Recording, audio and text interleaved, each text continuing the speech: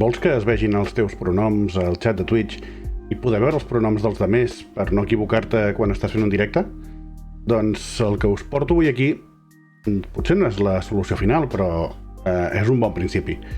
És un plugin per al nostre xat, per poder utilitzar, que es pot instal·lar en el nostre navegador.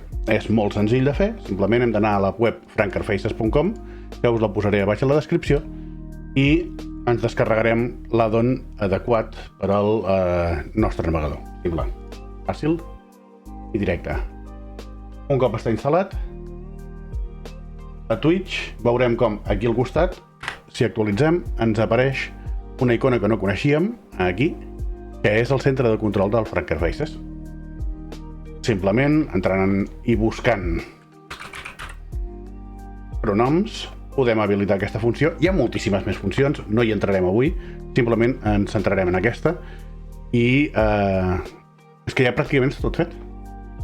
Necessitem anar a la web dels chat pronouns i triar el pronom que volem fer servir. Lògicament hem de loguejar-nos amb el nostre compte de Twitch, cosa que aquí jo ja havia fet perquè el porto usant ja fa un temps i ja ho tenim fet.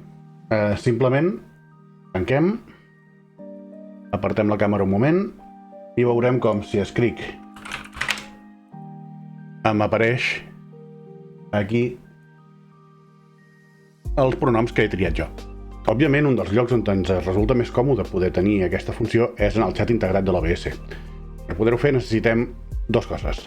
Per una banda necessitem connectar-nos a Twitch utilitzant nom d'usuari i contrasenya, no utilitzant la clau de stream, sinó directament nom d'usuari i contrasenya, i l'altra és simplement configurar el Frankerfaces integrat en el navegador que ja hi ha dins l'OBS.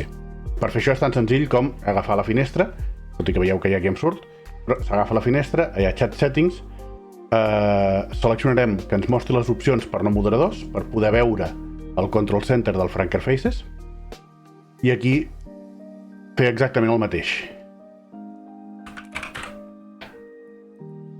Pronoms, deixem-ho posar aquí, pronoms, doncs, pronoms, i habilitar-lo aquí. Recordem que quants més siguem que utilitzem aquest addon, més útil serà per tothom.